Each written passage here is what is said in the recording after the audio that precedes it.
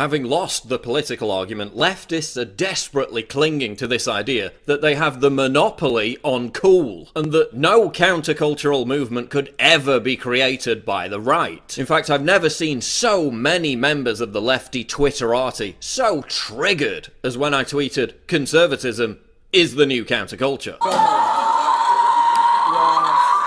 So I tweeted it again, and again, and again, and again. I'm triggered. Seriously, I know the word triggered gets overused now, but this was a deluge of butthurt. What are they so afraid of? Well, as Breitbart said, politics is downstream from culture. Most young people who aren't paying attention to the news get their opinions from celebrities. Hollywood and the entertainment industry viciously polices the boundaries of accepted opinion, so that anyone who strays from the leftist orthodoxy is ostracized and excommunicated. They're all for diversity, until it comes to diversity of thought. And that's why celebrities are so fucking boring. None of them dare express an original opinion. Because if they did, they'd be hounded out of a career by their intolerant peers. I mean, look at Eminem. He used to be happy to offend absolutely everyone. Christians, lesbians, feminists, the gay lobby. Now he's calling Donald Trump a bitch. Oh, how daring. That's so controversial. I mean, it's not like every other virtue-signalling twat in Hollywood and the music industry is doing exactly the same thing, is it? But the left is starting to lose their omnipotent control of counterculture. Why?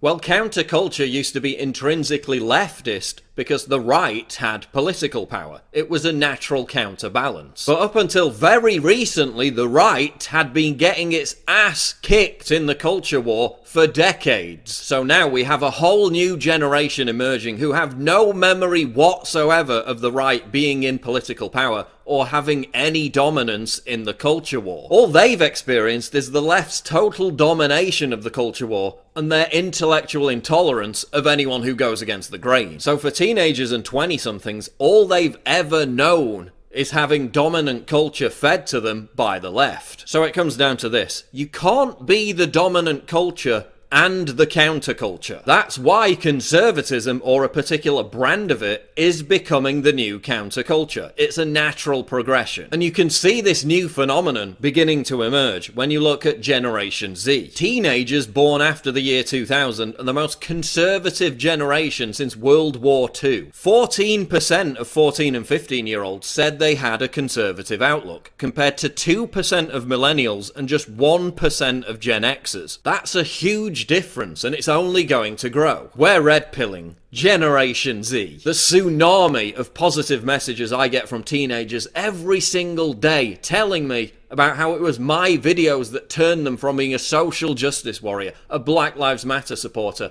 to becoming a conservative is staggering. They're sick to the back teeth of being forced to sit in classes about gender studies or colonialism and browbeaten about their original sin of being male, being white, or being a Westerner. Young people are rebelling against this stifling, safe space, trigger warning, PC attitude in droves. Conservatism is the new counterculture. Why? Because progressives are the new Puritans. They're completely joyless and authoritarian. In the 1970s, the Christian right protested to try and shut down Sex Pistols concerts. They called on radio stations, venues and TV networks to no platform the Pistols because they found them offensive. No. What was the rude word?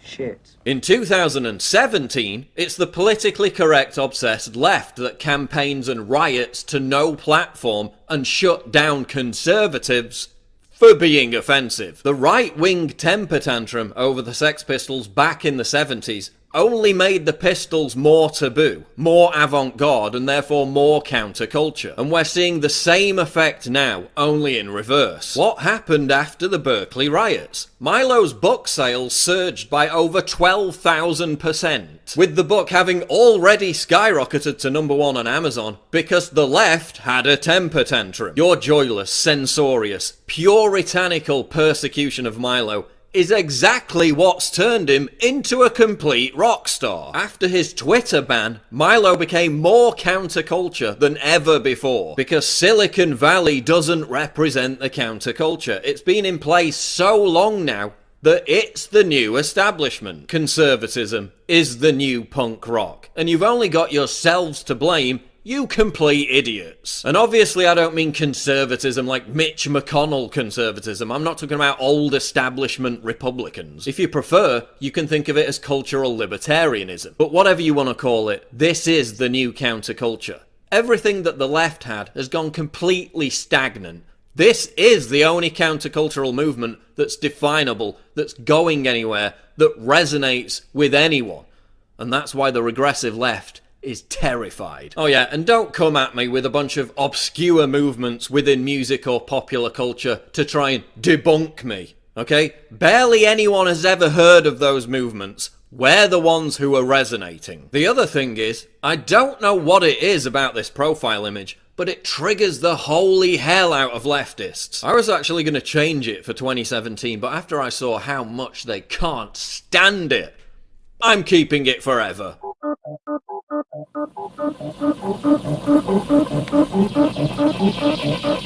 I also made it more triggering by adding Trump and an executive order that says conservatism is the new counterculture. Your avatar versus what you really look like. Yeah, Superman versus Clark Kent. Oh yeah, and you look like this. When your dog is more attractive than you, probably wise to stop throwing stones from within that glass house. You want to talk about fake news? The state of your profile pic compared to what you actually look like? Oh, so you really want to turn this into a beauty contest? Okay. So we've got the likes of Milo, Crowder, Lauren, Marion, Tomei, and yours truly. Who've you got? Michael Moore? Lena Dunham? Amy Schumer? Madonna? Cenk Uygur?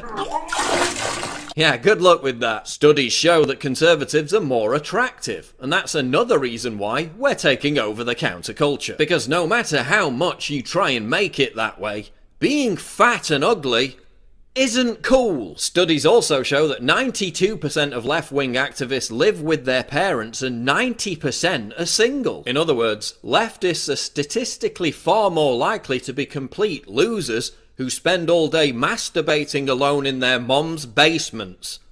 And that's not cool either. So when Generation Z sees smart, attractive, rebellious, daring, successful people pissing off the Puritans, pissing off the authoritarians at school who lecture them all day about what they can and can't say and how they should behave, obviously they're naturally going to be drawn to us. That's why we're resonating so much with young people. That's why conservatism is the new punk rock. Conservatism is the new counterculture. Bing, bing, bing, bing, bing, bong. I'm triggered.